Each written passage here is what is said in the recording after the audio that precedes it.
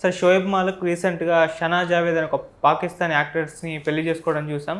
So ఒక్కసారిగా అతను పెళ్లి చేసుకోవడంతో ఈ అమ్మాయి గురించి నెట్టింట చర్చ జరుగుతుంది. అసలు ఎవరు ఈమె అని చెప్పేసి ఆమె బయోగ్రఫీ ఏంటి సార్ అసలు?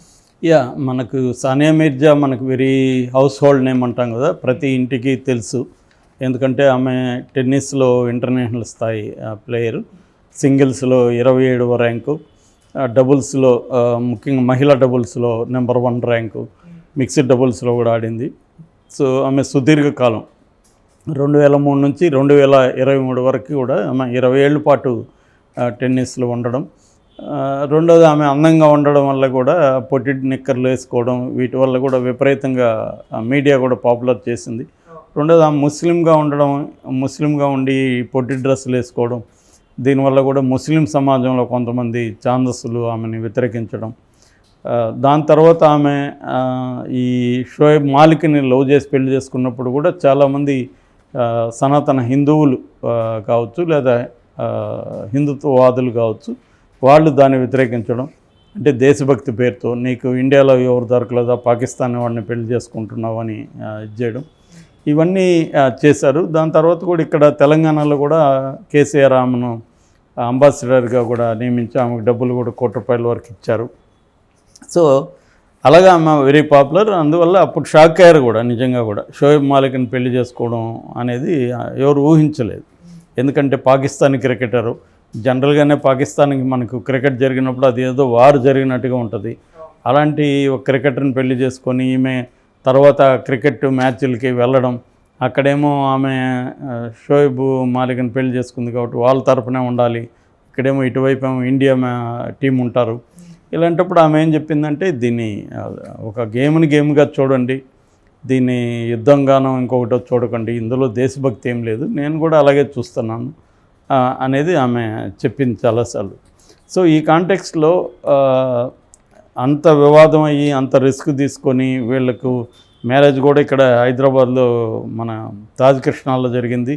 తర్వాత అక్కడ పాకిస్తాన్లో మళ్ళీ రెండో వలీమా అంటారు, రెండో ప్రోగ్రాం అనమాట. నికా తర్వాత వలీమా అంటారు, ఆ వలీమా అక్కడ జరిగింది. సో ఈ కాంటెక్స్లో గత 2 ఏళ్ళ నుంచి కూడా వీళ్ళిద్దరి మధ్య ప్రాబ్లమ్స్ ఉన్నట్టుగా వార్తలు వస్తున్నాయి. మనం కూడా ఒకసారి వాళ్ళిద్దరు విడిపోతున్నట్టుగా మనం వీడియో చేసాం. సో అలాగే వస్తూ ఉన్నాయి రకరకాల వార్తలు, బట్ అది కన్ఫామ్ కాలే. మధ్యలో వీళ్ళ అబ్బాయి బర్త్డేకి కూడా వీళ్ళిద్దరు కలిశారు, అప్పుడు కూడా ఫోటోలు రిలీజ్ అయినాయి. బట్ వీళ్ళిద్దరి మధ్య ఏదో డిఫరెన్సెస్ ఉన్నాయనేది అర్థమైంది. 2023లో కూడా ఈమె ఇక్కడ మన హైదరాబాద్లో రిటైర్మెంట్ మ్యాచ్ ఆడినప్పుడు కూడా అతను రాలేదు. చాలామంది బాలీవుడ్ వాళ్ళు వచ్చారు, ఇక్కడ మన టాలీవుడ్ వాళ్ళు వచ్చారు, అందరూ వచ్చినా కూడా అతను రాలేదన్నమాట. ఎల్బీ స్టేడియంలో జరిగింది అది ఆ ప్రోగ్రాం. సో ఇలాగ వీళ్ళిద్దరూ విడిపోతున్నారు అన్నదైతే ఉన్నాయి కానీ గట్టిగా లేదు. అయితే 2023లో షోయబ్ మాలిక్ ఈ సనా జావేద్ ఫోటో షేర్ చేసి ఆమెకు బర్త్డే విషెస్ చెప్పాడు. అప్పుడు పాకిస్తాన్ మీడియా రాసింది, దాని తర్వాత ఇండియా మీడియా కూడా దాన్ని క్యారీ చేసింది. అంటే ఏంటి ఈమెతో ప్రజెంట్ లవ్ స్టోరీ నడుస్తుందా అది అని. యాక్చువల్గా షోయబ్ మాలిక్కి ఫస్ట్ ఆయేషా సిద్దికి అనే అమ్మాయితో పెళ్ళయింది 2022లో. దాని తర్వాత 8 ఏళ్ళు కలిసి ఉన్నాడు ఆమెతో 10 వరకు. 2022 నుంచి 2022 అన్నాను, 2002 నుంచి 2010 వరకు కలిసి ఉన్నాడు ఆమెతో. దాని తర్వాత సానియా మీర్జాని 2010లో పెళ్లి చేసుకున్నాడు, 2022 వరకు, మళ్ళీ ఒక 8 ఏళ్ళ, 22 అంటే 12 ఏళ్ళు కలిసి ఉన్నాడు. దాని తర్వాత ఇప్పుడు సడన్గా మొన్న ఏమైందంటే అతను ఫోటోలు రిలీజ్ చేశాడు. అది సనా జావేద్ అనే అమ్మాయితో ఫోటోలు పెళ్లి చేసుకుంటున్నట్టు. సో దానికి సంబంధించి అంతకుముందు న్యూస్ ఏం రాలేదు. ఇంకొక వార్త ఏంటంటే వాళ్ళ ఇంట్లో వాళ్ళు కూడా దాన్ని వ్యతిరేకిస్తున్నారు. ఎందుకంటే ఈ అమ్మాయికి కూడా ఇది సెకండ్ మ్యారేజ్. సో ఒక సెకండ్ మ్యారేజ్ చేసుకోవడం వాళ్ళకు కూడా ఇష్టం లేదు. రెండోది సానియాని వదిలిపెట్టడం, వాళ్ళకి ఆల్రెడీ బాబు ఉన్నాడు అనేది కూడా వాళ్ళ ఫ్యామిలీలో కూడా ఇష్టం లేదని చెప్తున్నారు షోయబ్ మాలిక్. ఏదేమైనా వాళ్ళ పెళ్ళి అయితే జరిగింది. ఇప్పుడు సనా జావేద్ ఎవరు అన్న ఒక ఇది వస్తుంది. ఆమె సినిమా నటే అన్నారు కానీ ఆమె డీటెయిల్స్ లేవన్నమాట. సో మనం చెప్పుకోవాలనుకుంటే సనా జావేద్ ఒకప్పుడు హైదరాబాద్నే, వాళ్ళ పూర్వీకులు హైదరాబాద్లోనే ఉన్నారు.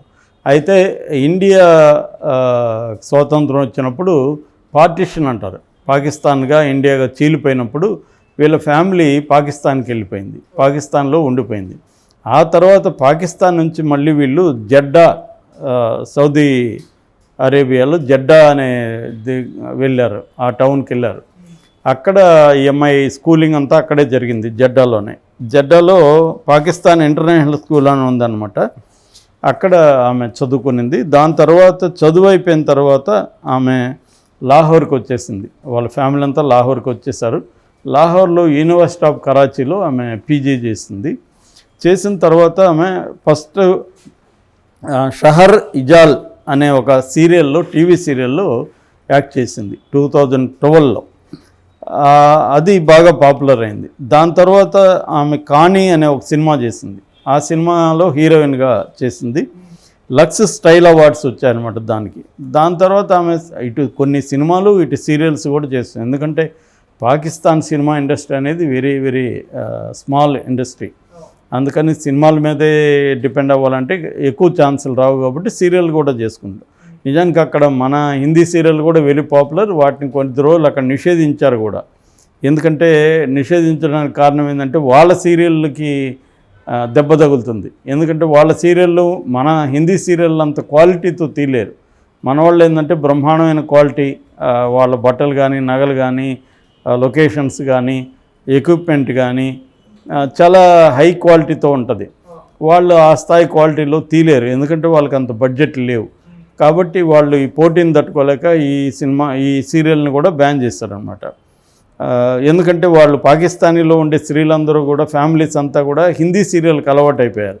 ఎందుకంటే ఇవి రిచ్గా ఉంటాయి వాటిని చూడడానికి, అందుకని బ్యాన్ చేశారు. మొత్తానికి ఎంఐ రుస్వాయ్ డంక్ అనే ఒక 2 సీరియల్లో బాగా పాపులర్ అయింది. దాని తర్వాత మెహరునిసా వీ లవ్ యూ కాదు లవ్ అని, వీ లవ్ యూ అని ఒక సెటైర్, కామెడీ సెటైర్ అనమాట, దాంట్లో వచ్చేసింది. అది కూడా పాపులర్ అయింది. దాని తర్వాత 2020లో ఉమైర్ జస్వాల్ అని ఒక పాకిస్తానీ సింగర్ని పెళ్లి చేసుకుంది అమ్మాయి. ఆ సింగర్ని పెళ్లి చేసుకొని ఒక 2 ఏళ్ళకి మళ్ళీ వాళ్ళిద్దరి మధ్య విభేదాలు వచ్చి 2022లో డైవర్స్ ఇచ్చేసింది. దాని తర్వాత 2020లో జీతో పాకిస్తాన్ లీగ్ అని ఒక రియాలిటీ షో ఉందన్నమాట. దాంట్లో ఎంఐ పాల్గొని ఇస్లామాబాద్ డ్రాగన్స్ కి క్యాప్టెన్గా వ్యవహరించింది.